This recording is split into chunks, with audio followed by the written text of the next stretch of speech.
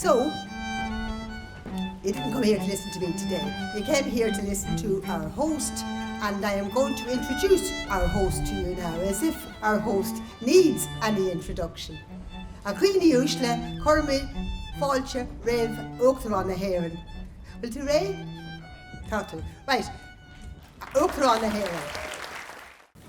Gwni cwr, yn gydal siasis min la marmahan hyn, is a sama fan cael saifi, ffyrcyn ffolcha calig, o ddiliog, agos to ochus yn dawn ar un gref sydd yn ond ddiogdus fel un, ac o hoer he, o meid agra sisyn, agos na dyn eiswyd a to porchog, I cosant, agos I sgapu olus I le, cwrsi ffarag cwrsi agos gachrod am wynin leis yn ffyn sy'n iantag sy'n atá tafachtach dwi'n eiliog agos mwyd cyrwra on sustainable development goal cahardiach.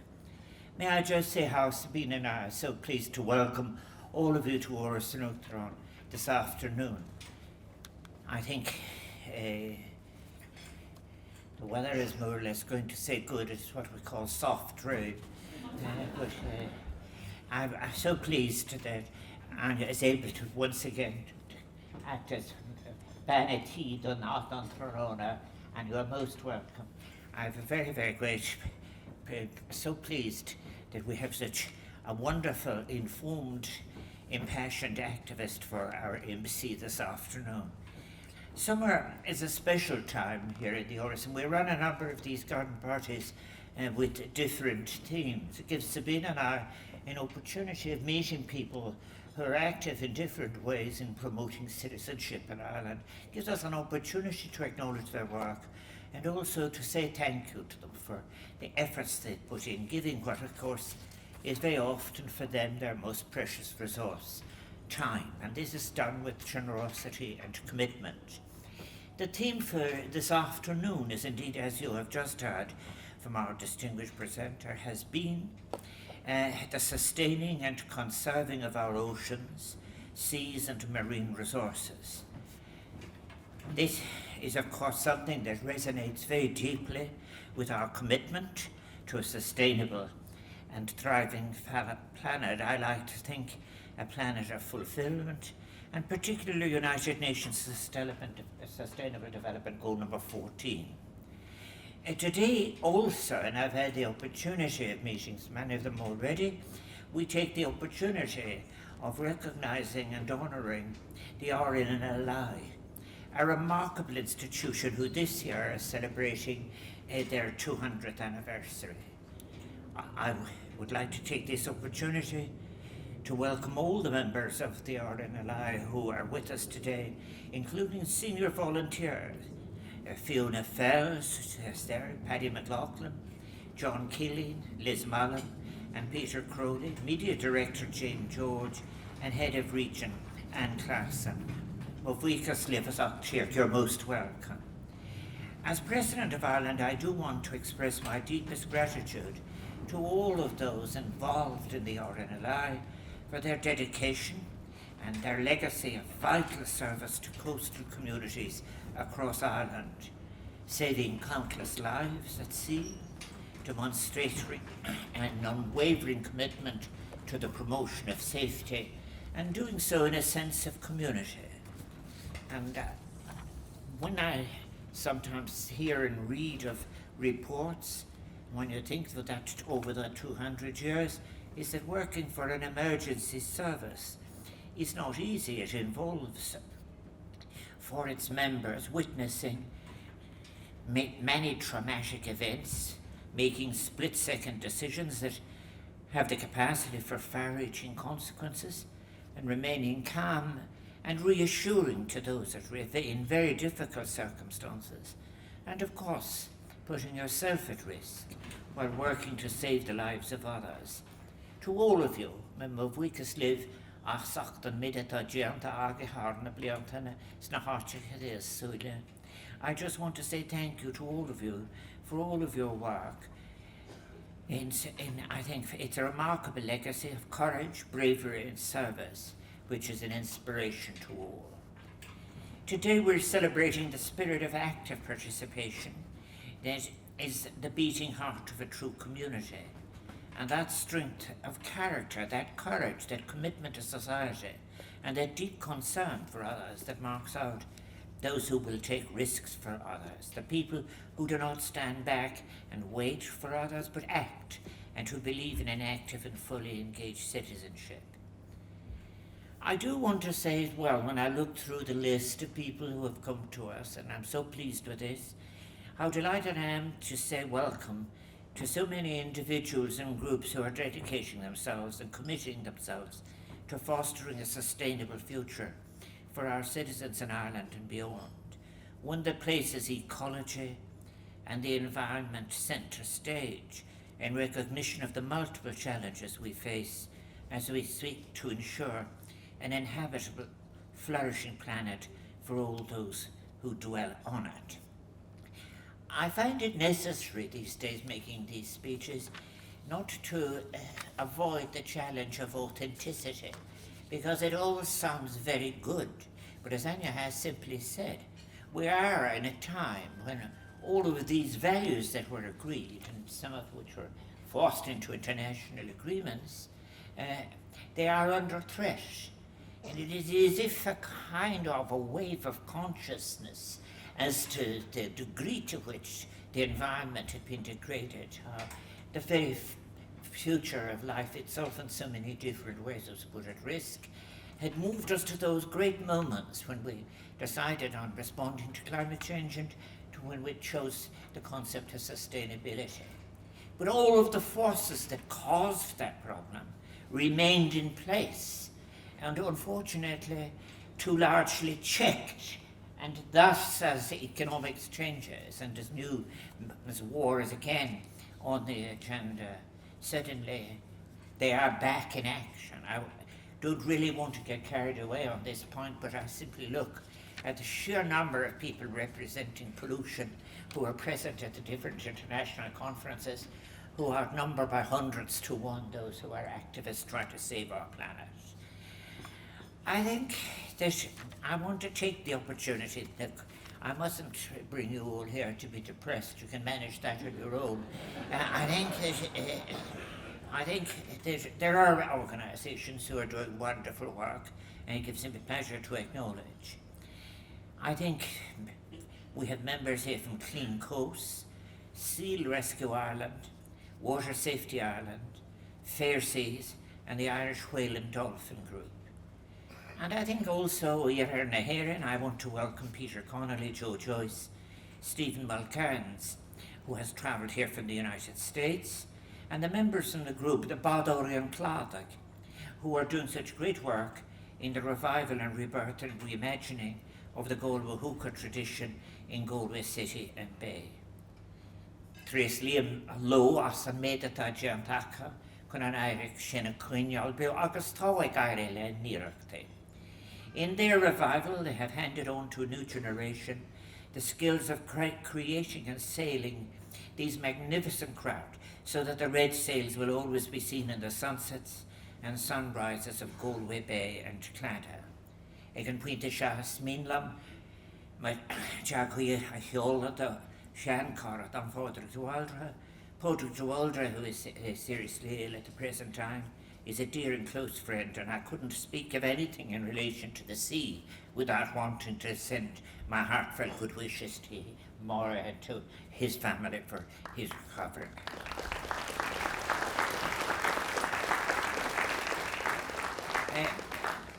Shivshe Iliog, Tom of Wigas, or Nirek, the Skakrata Tonsuras, Trislims Gwingrop, Ragas Banak, Ternirek, the shit on Tower Quay. I'm so pleased at all of this work that is, as I've said, taking place. I think, however, by choosing the conservation of our oceans, seas and marine resources today, we are having an opportunity to reaffirm our commitment to safeguarding, conserving and sustainably protecting the oceans, the seas and the vast and vital marine resources that they provide. The oceans are the lifeblood of our planet. If I have one further distraction, I remember many years ago, drinking what was then the only sparkling water, Perrier water, with Charles Haughey in the Russell Hotel. And he said, I'm going to have to speak, he said, in the afternoon about this. And I gave him a phrase, and I said, maybe, I said, Taoiseach, you should try and turn the faces of the Irish people to the sea again. And there I was, and like the good person he was, out he comes with that as the conclusion of his speech. We must turn the faces of the Irish people to the sea again. And therefore, as you say, if you have a good sentence, you might as well make it travel. But as I said, I think it is so important, and that was important. At that time there had been, I felt, a turning away from the sea, despite all the huge place it has in the heritage of Irish people who remained here and those who have travelled abroad. The oceans are the lifeblood of our planet.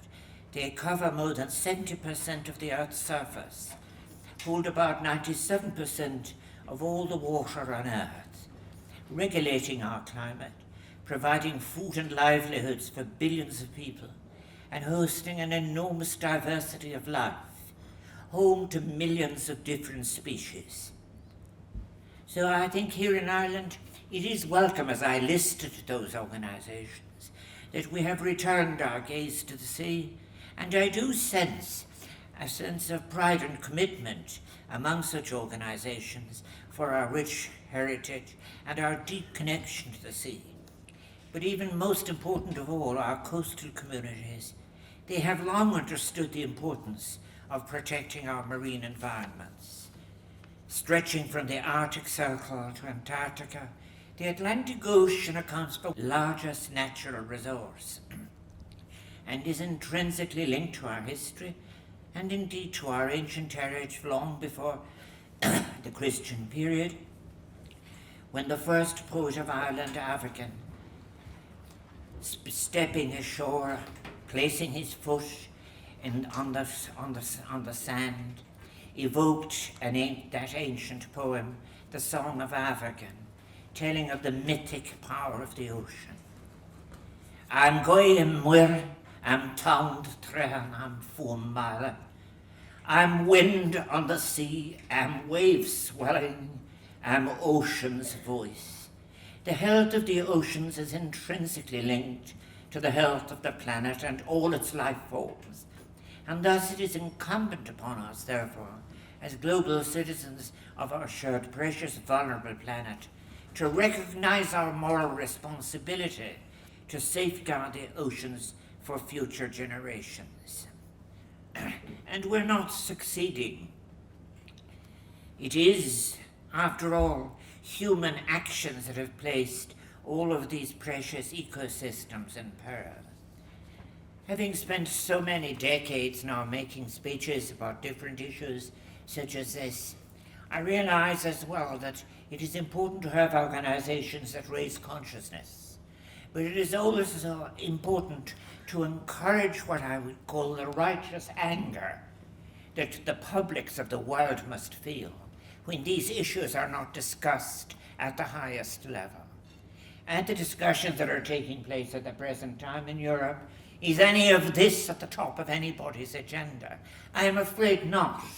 And I think that that is in fact quite tragic. But I do believe and hope to be at the United Nations in late September. And I do think if there is hope for the world, and hope for all of these issues being treated, it will be in a combination of concerned voices from Asia, South America, and Africa, where in fact there is a commitment to have international United Nations that works, and have international legal institutions and financial institutions that are in favour of sustainability. And it is to them we will have to turn, and it is to them where we are so welcome, and we should use our welcome with such groups to drive and achieve an entirely different agenda than we have now. Recent research highlights the dire state of our oceans. The health of the oceans is spiralling downwards, far more rapidly than we had thought. Marine species are disappearing at an alarming rate. What a shocking statistic it is that the total amount of vertebrate sea life, including fish, has reduced by more than a third since 1970. The Food and Agriculture Organization tells us around 34% of global fish stocks are overfished, a threefold increase since 1974. And of course of concern too is the fact that 100 million marine animals die each year from plastic waste alone. The Ellen MacArthur Foundation predicts that by 2050 there could be more plastic than fish in the ocean by weight if current trends continue. Every year an estimated 5 to 12 million tons of plastic enters the ocean. About 89% of plastic litter found on the ocean floor is single-use items like plastic bags. And according to the Intergovernmental Science Policy Platform on Biodiversity and Ecosystem Services, plastic pollution has increased tenfold since 1980, with 400 million tons of heavy metals, solvents, toxic sludge and other waste from industrial facilities being dumped annually into the world's waters. What that tells us in many ways, we mustn't speak to ourselves as the converted, and it isn't enough to raise consciousness. It is necessary to confront and call out the sources of all of this destruction and to have the courage to confront it, because otherwise, in fact, we are, slowly going to be destroyed by a process of attrition. How encouraging it is to see young scientists every year now when I'm at the Young Scientists exhibition. They are addressing this issue and coming up with very valuable projects. Healthy oceans are vital for the well-being of many of the world's most vulnerable communities. The ocean's resources sustaining the livelihoods of over a third of the globe's population.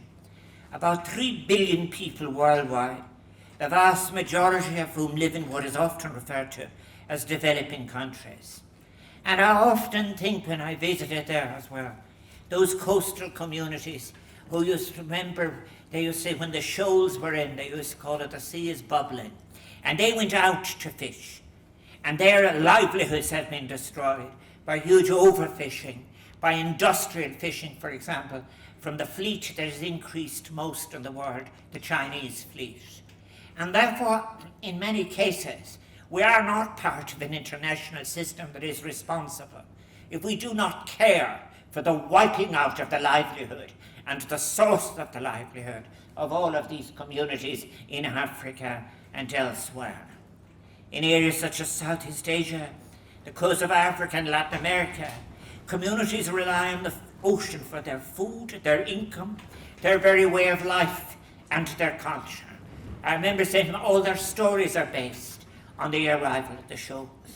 Marine fisheries provide 57 million jobs globally and provide the primary source of protein to over 50% of the population in what are called least developed countries.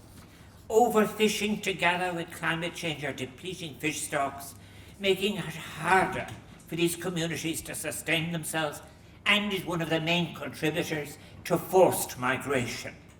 70% of the world's fish populations are now unsustainably exploited by non-transparent industrial forms of fishing by some of the wealthiest countries in the world. With more than 1 billion people dependent on fish as their main source of protein, and a growing world population heading towards 10 billion, this is a grave concern. Then too, in the Pacific Islands, rising sea levels are eroding shorelines and contaminating freshwater supplies with salt water. Entire communities are being displaced, forced to leave their ancestral lands, seek refuge elsewhere. And many of these communities that depend on the oceans that connect us for their survival are the least contributors to our climate crisis. Some of the smallest carbon footprints in the world, measured on either a per capita or percentage of GDP basis. Yet these communities are on the front lines of climate change, bearing the brunt of environmental degradation caused by the actions of others, and what a profound injustice this constitutes. I should say as well, speaking last year, I was very reluctant to use the concept, but actually if you're interested at all in philosophy, I felt one must.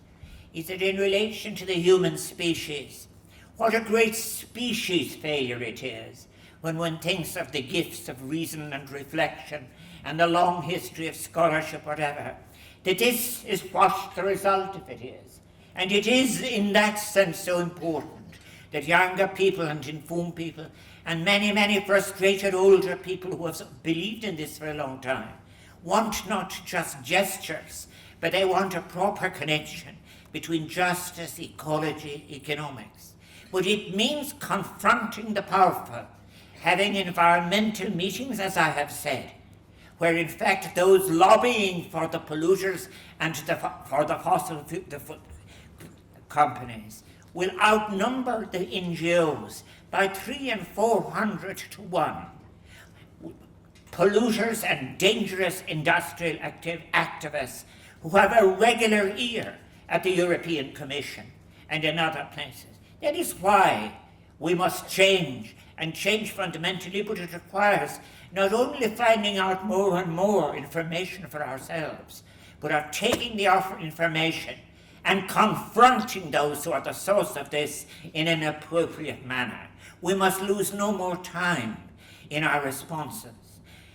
I think we must be guided by the international frameworks that were designed to protect our oceans, including the Paris Agreement that recognized the importance of oceans in its effect on global climate. And we come together to collectively tackle the challenges of rapidly declining biodiversity, overfishing, as I've said, acidification, commercial whaling, and shark finning, plastic waste, pollution, habitat destruction, including coral reef damage.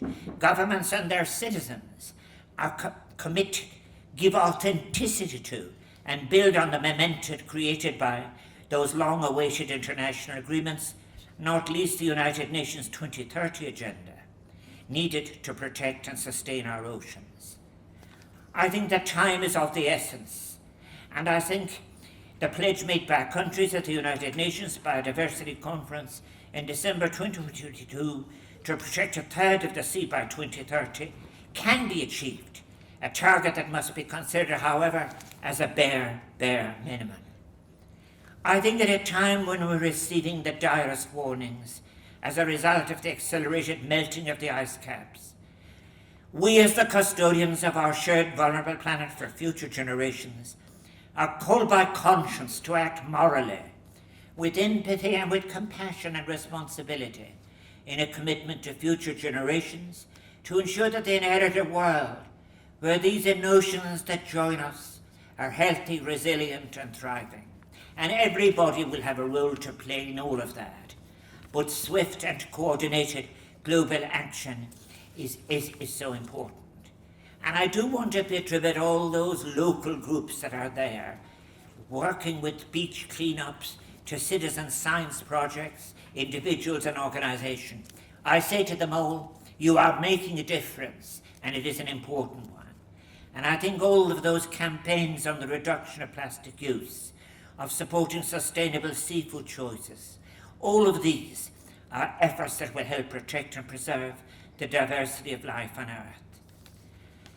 I think we must reaffirm our commitment to protecting the life before water, carrying with us a renewed sense of purpose and dedication and pledge to uphold our moral duty to protect the oceans in our actions and policies, and to work together across borders and sectors to ensure that Sustainable Development 14 is achieved as a matter of urgency.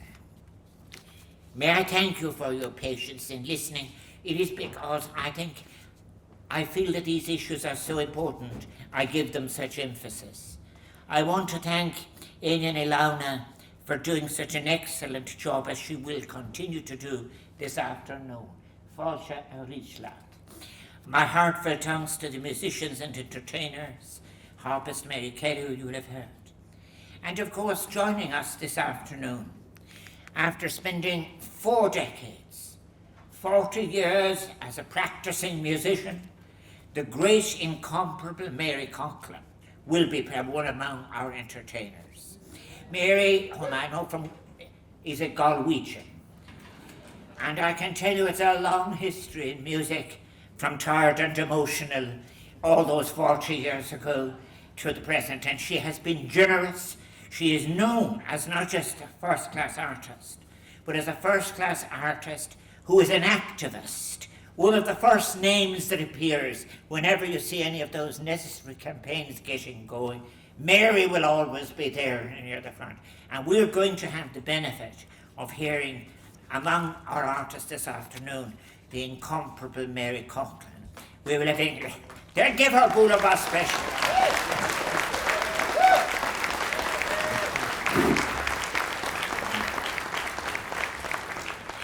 We will also have Angus MacArlagh, the TPL8 brass band, wonderful.